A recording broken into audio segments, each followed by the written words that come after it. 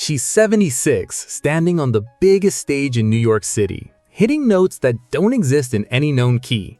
The audience is losing it, not clapping, not walking out. Some are laughing so hard they can't breathe. Some are gripping their armrests like they're watching someone walk off a cliff in slow motion. You've never met this woman. You heard about her 4 seconds ago, and something in you already went, "Oh no." That's the whole video, actually. Everything else is just us figuring out why. She's rich, and she's certain she's one of the great sopranos of the century. Her name is Florence Foster Jenkins. Tonight, October 25th, 1944, she has rented Carnegie Hall to prove it, with her own money. It sold out in 2 hours. 1,000 people got turned away at the door, and nobody in that room believes she can actually sing, including possibly her. Some who knew her say she had no idea. Others say she knew and didn't care. Either way, 1,000 bodies in that room reacted like something painful was happening to them, and nothing was being done to them at all. That reaction never really stopped. You had it this week. Part 1. The experiment that shouldn't have worked. Whatever was happening in that room in 1944 is still happening to you every time somebody humiliates themselves in public within range of your eyeballs. You know the feeling. Someone trips in front of a crowd. Someone fires a text into the wrong group chat. Someone stands up to give a wedding toast and it goes wrong in a way there's no coming back from. And your body does something you never signed up for. Shoulders up, stomach tight. Sometimes you physically turn your head away like you're the one on stage. None of this is your problem. It's not your wedding, not your group chat, not your trousers. You're just there, and you're the one who can't look. Something in your head is treating a stranger's bad afternoon as if it's happening to you. And when scientists went looking for what that something is, they found it living in the same neighborhood your brain uses for physical pain. That part's real. It's also more argued about than the headlines let on, and the argument turns out to be the best bit. We'll get there.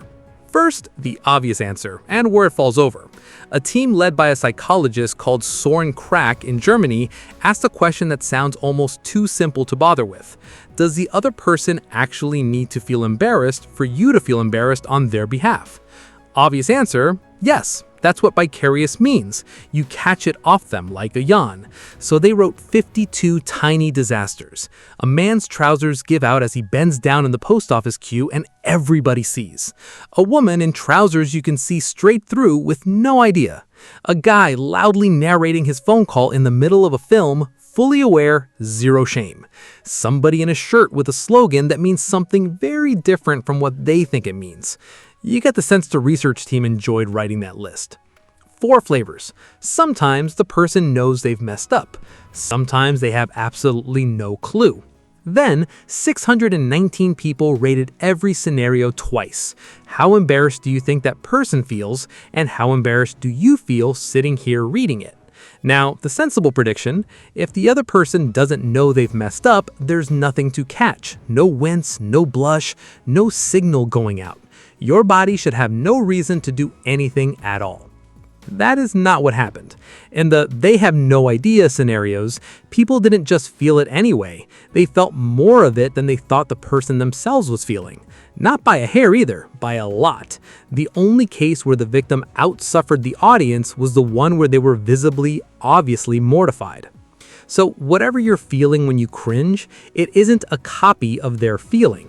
Half the time, there's no feeling there to copy. So what is it? The researcher's answer is a bit rude, honestly. You're not simulating what they feel, you're simulating what you'd feel standing exactly where they're standing, judged by your own private rulebook about what counts as humiliating.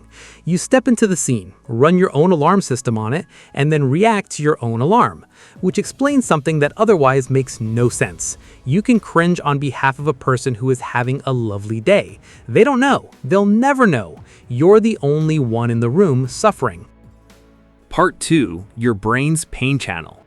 That's strange enough on its own. It gets more physical once you look inside somebody's head while it's happening. Cratch's team put 32 people in an MRI scanner and ran the same idea past them as quick hand-drawn sketches. Same logic. Sometimes the character knows, sometimes they're oblivious. 32 people, 1 lab, And as far as I can find, nobody outside that research group has run this exact scan and landed on the same picture, or flagging before we build the next few minutes on top of it. When people said they were cringing, two regions kept lighting up: the anterior cingulate cortex and the anterior insula, specifically on the left. Hold on to those two because they already had a reputation. A few years earlier, a different team scanned people watching someone they loved get a painful electric shock, same two regions, and not the parts of the brain that work out where on your body the pain is happening, the parts that work out how bad it feels, the volume knob, not the map. Then a third team, using nothing more dramatic than a little ball-tossing computer game, found the same neighborhood firing when players got frozen out of the game by the other two. No shock, nobody touched anybody, just left out. Line those three up and you get something uncomfortable. A burn, a snub, and a man's trousers giving out in a post office queue are all being filed in roughly the same folder. This is where the famous line comes from, the one you've probably heard somewhere: rejection hurts like a broken bone. Great sentence, two problems with it. The first is small and funny. That ball-tossing study, the one that launched 1,000 think pieces, had 13 participants. 13! The second problem is bigger, and the whole field is still fighting about it. Part 3. Same address, different apartments. Here's the problem, and it's a real one, not a footnote someone's being pedantic about. A brain scanner doesn't see neurons. It sees little cubes, a few millimeters across, with a few 100,000 neurons crammed inside each one. Two completely different things can light up the same cube, same building, different apartments. In 2014, one team tested this directly. Instead of just checking whether physical pain and social rejection lit up the same region, they trained computer models to recognize the fine-grained pattern each one produced, which specific cubes fired together, not just whether the neighborhood woke up. The pain-detecting model nailed physical pain 92% of the time. Then, they pointed that same model at rejection data instead. Coin flip accuracy. Even inside the exact region both experiences supposedly shared, the one everyone had been citing as proof they were the same thing. Same address, completely different information inside it. This isn't researchers being precious about semantics. It changes what you're allowed to say the finding means. Your brain treats it like pain is a very different sentence from your brain flags it in the same place it flags pain, and only one of those has survived contact with the data. The argument didn't stop there. One camp ran a massive analysis of over 10,000 brain imaging studies and argued that this region's single best description across the whole literature really is pain.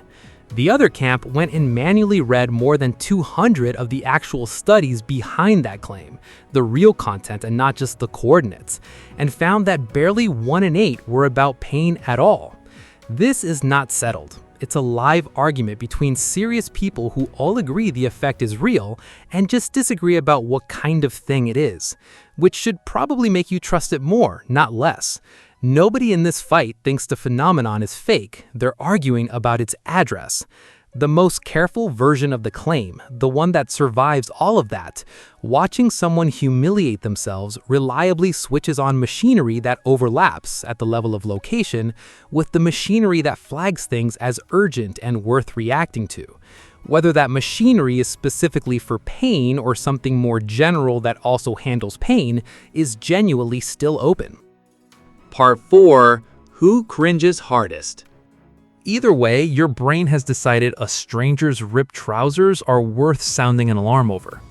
That alarm has a volume dial, and it isn't set the same for everybody. People high in what psychologists call trait empathy feel more of this and show stronger activity in that same insula and cingulate circuit while it's happening. Before you go claiming that one though, it's a modest effect. Empathy explains some of the gap between you and your friend who watches horror movies through their fingers, not most of it. It does show up in the self-reports and the brain scans both, which is more than a lot of psychology findings can say. Social anxiety adds a genuinely strange twist. There's a specific, clinically recognized form of it, studied especially in Japan under its own name, Taijin Kyofusho, and it's built around fearing you'll embarrass someone else rather than yourself. Researchers scanning people with this profile found an imbalance between two kinds of empathy: the catching it instantly kind, running strong, and the stepping back and thinking about it kind, running weak. All alarm, no dimmer switch. Then there's autism, and this is where the tidy story falls apart, which honestly is usually a sign you're looking at something real rather than something someone wanted to be true. The early research built a clean version. Autism dampens the complicated social flavor of this response, the version that needs you to work out whether somebody meant to embarrass themselves, while leaving the simple physical pain version untouched. Neat, quotable. Then another study wrecked it. It measured something different, not whether autistic participants felt vicarious embarrassment, but how closely their felt embarrassment tracked how embarrassed the other person actually was. Their ratings were less tightly coupled to the real thing, yes, but those same participants rated their own embarrassment as higher than the comparison group, specifically when watching themselves back on film afterwards, not in the live moment, only on playback. Nobody has explained that yet. Sometimes a field just has to sit there with an answer it doesn't have, which isn't a weakness in the research. That's what a still open science of a weird human feeling looks like from the inside. Part 5. The friend tracks. Now, does it matter who is embarrassing themselves, a stranger or someone you actually know? There's an old experiment on this that I love because it needed no scanner and a truly bizarre afternoon. Researchers had a person stand on a table and sing the American national anthem in front of an audience. Badly. On purpose. Then they measured, with actual instruments pointed at the audience's faces, how much the people watching blushed. Not how embarrassed they said they felt, how much blood physically arrived in their cheeks. Watching a close friend do this produced more blushing than watching a stranger do the identical thing. Your body had the answer decades before anyone thought to ask the question. A brain imaging study built specifically to test this found the core response, that same insula and cingulate flare, for friends and strangers both. So closeness isn't the trigger, it's the amplifier. And it got noticeably louder when the friend was embarrassing themselves on purpose, which anyone with one specific friend already knew. Then the strange part. In that same study, what people said on the questionnaire didn't budge. Friend or stranger, the number they wrote down came out about the same. The brain moved, the self-report didn't. Nobody has closed that gap, which means your brain is doing more work back there than it's bothering to tell you about. Part 6. Guilty by association. Push it one level further out, past people you know, into groups. When someone you have zero personal connection to breaks a norm, but happens to share your nationality, your party, your team, a related feeling shows up with a different name: vicarious shame. Same wiring, bigger building. There's a study that catches this almost uncomfortably well. Researchers surveyed Americans about news of mismanagement by their own country during the Iraq War. Nothing any individual respondent had done, ordered, or witnessed. The more a person felt that news threatened the country's image, the more vicarious shame they reported. And shame specifically, not anger, not guilt, was what predicted whether they said they'd be willing to protest. Notice what that actually is. It isn't concern for strangers on the other side of the world. It's concern for your own reputation laundered through a group you happen to belong to.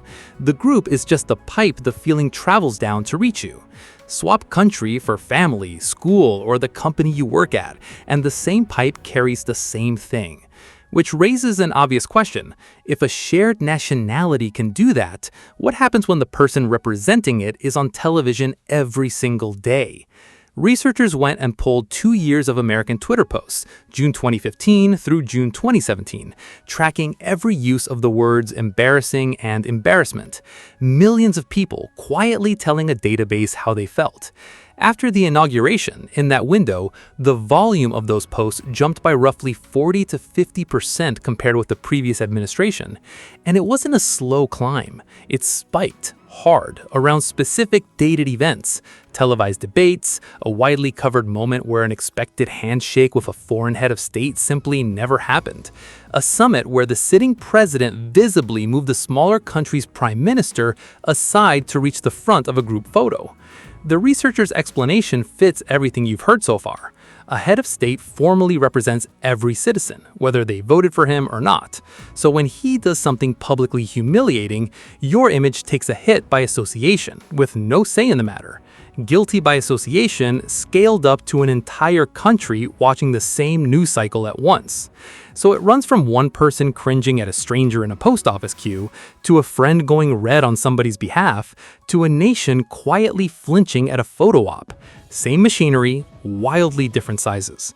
There's one more scale left, and that's where this stops being purely about cringing. Part 7. When cringe turns into something else. In November 2002, a 14-year-old named Ghislaine Raza filmed himself alone in an empty school studio in Quebec, swinging a golf ball retriever around like a lightsaber. He made the tape for himself. Nobody else was supposed to see it. Classmates found it, digitized it, uploaded it in the spring of 2003. It became one of the first videos in history to go viral at internet scale before YouTube existed. Estimates put the total views somewhere near 1 billion. Here's where you need to slow down, because none of what comes next is a joke, and it never was one. The reaction split in two directions. Some people watched it the way that Carnegie Hall audience watched Florence Foster Jenkins. A wince, a laugh you feel slightly guilty about, an oh no you can't look away from. Other people watched it and decided to make his life miserable. Sustained harassment at school and from strangers. He was hospitalized. His family sued the classmates responsible and settled before trial. He stayed almost entirely silent about it for a decade. Then, in 2013, he spoke about it himself, on his own terms, choosing when and how. That matters here. Nothing you're hearing about him tonight is something he hasn't already said about himself. Same footage, same scale of exposure. Two completely different human responses, and nobody has cleanly mapped where one turns into the other. There is a related feeling with its own name, and it turns out, its own wiring. Schadenfreude, the small pleasure of watching someone else fail. Researchers took the same footage and simply told one group to focus on their Schadenfreude and another to focus on their secondhand cringe. Identical clips, different instructions, and the brains went different directions. When people were tracking their own gloating, that pain-adjacent insula activity dropped and a reward circuit lit up instead. The same system that handles things which feel directly good to you. So cringing and gloating aren't two flavors of one reaction. They're neighbors who can swap houses depending on what you're paying attention to, and on whether the person on your screen still feels like someone whose fate is tangled up with yours, or has quietly stopped feeling like a person at all. Nobody has run the experiment on what tips a room or a comment section from one into the other at internet scale. That's a real, acknowledged hole in the research. Not because it doesn't matter, because it's brutally hard to study ethically and the field hasn't caught up with the technology yet. Which means nobody can tell you where you personally sit on that line, only that the line is there and that it's easier to wander across than most people assume. Part 8. The reveal. It was never about them. Here's what all of this adds up to. Every version of it. The stranger with the ripped trousers, the friend on the table, a country flinching at a photo op, a 14-year-old with a golf ball retriever. All of it is running the same underlying move. Your brain isn't asking, how does this person feel? It's asking, if I were standing there, what would this do to me? You are not borrowing their emotion. You're running a simulation starring you using their disaster as the raw material. That's why they don't need to be aware. Florence Foster Jenkins may never have known, and 1,000 people reacted anyway. That's why a total stranger can set it off. The alarm doesn't check ID first. That's why it gets louder for people you love, and why it can flip into something closer to pleasure the moment the person on screen stops feeling like one of yours. It was never really about them. It's a threat detection system for your own social standing, wearing someone else's humiliation as a costume. Part 9. Back to Carnegie Hall. Which brings us back to where we started. Nobody in that audience in 1944 ripped their trousers. Nobody hit a wrong note. They just sat there, watching a woman who may or may not have known what was happening to her, and their bodies behaved as though something was happening to them too. 5 days after the concert, she had a heart attack. She was dead within the month. Whether the reviews had anything to do with that is genuinely disputed, and historians still argue about it, so I won't pretend to know. But the concert happened, the laughter happened, and whatever her body and that audience's bodies were doing to each other in that room hasn't stopped since. So the next time you catch yourself unable to watch someone's slow-motion public disaster, the wrong name at the wedding, the reply all that should never have left the building, the joke that lands in total silence, you can stop assuming it means you're a deeply compassionate person feeling something for someone else. It might just mean your brain heard the word reputation and quietly assumed it was talking about you.